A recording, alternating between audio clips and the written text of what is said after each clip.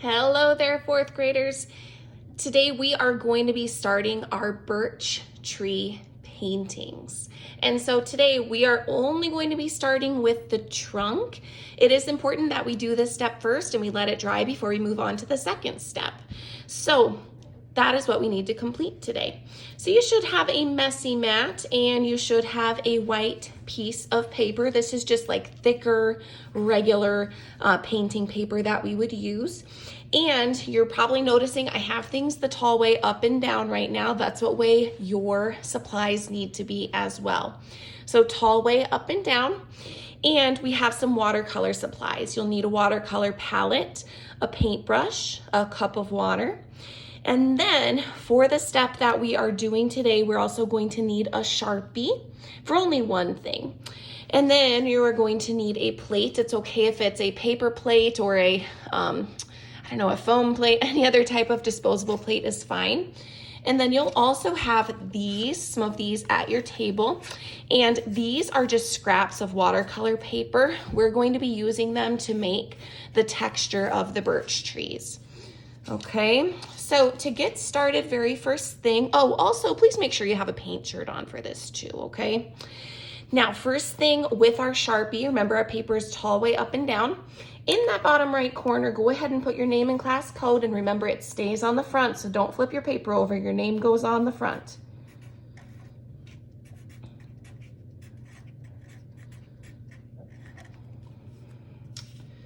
Okay.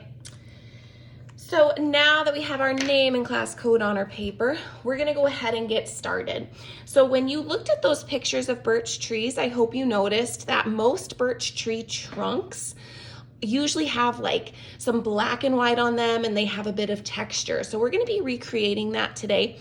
And it is really difficult to recreate that type of really rough texture with just a paintbrush and watercolor paint. So instead, we are going to be doing a little painting with these scraps today. And how we're gonna do that is by getting a wet brush. We need to move some of this black paint onto this plate and make kind of a pile of paint because that is what we're going to be using for our paint. So I've got my brush very wet here and I'm just kind of rolling the paint onto the plate. And it's important that we get started before this paint dries up. So let's do about one more roll and then I'm gonna get started. You're gonna repeat this step quite a few times. I'm gonna set my brush down. Okay, and then with this scrap here, here's what we're gonna do. We need to get it wet.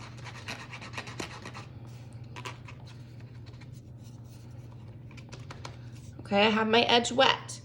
Now I'm gonna start on the left side of my paper and I'm gonna work my way in. So this is my birch tree trunk number 1. See that texture there? We're gonna try and repeat that all the way down. So I'm lining up that piece. Let's add some more. Scraping in. So this is the left edge of one of my trunks right now. Scraping in. Okay, so that's the left side of one of my trunks. Now, if I need to, I can go in and add just a little bit more black paint.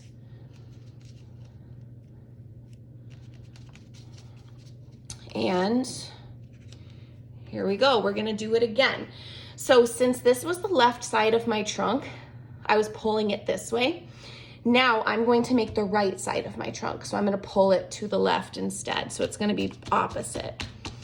So I have to decide how wide I want that trunk to be. I want it to only maybe go to about right here. I'm gonna push it in. See that? Line it up, pull it to the left.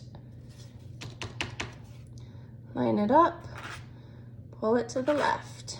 Perfect. Okay, so I'm getting that nice texture. And again, this is trunk number 1, so we are going to repeat this step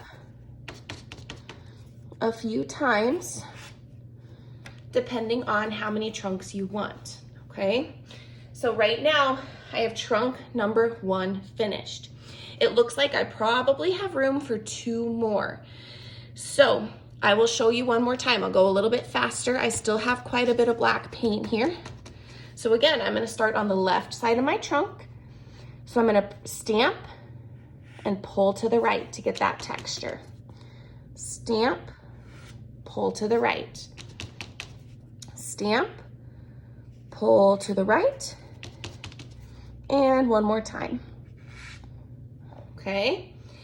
Now, I am noticing that this edge is getting a little bit soggy, so I'm gonna switch to the other edge, this one that is clean. And I'm gonna repeat that same thing.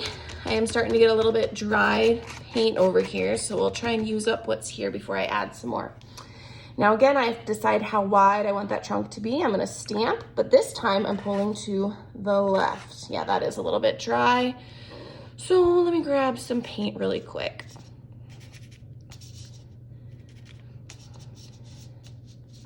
Okay, and that should be good to finish the second tree. Let's grab some more, stamp, and pull, stamp and pull, and one more. Perfect, awesome. And it's kind of fun because you never know what is going to happen. All of these trunks are going to look different, and that's pretty cool because in nature, that is how things are too. No two trees look exactly the same.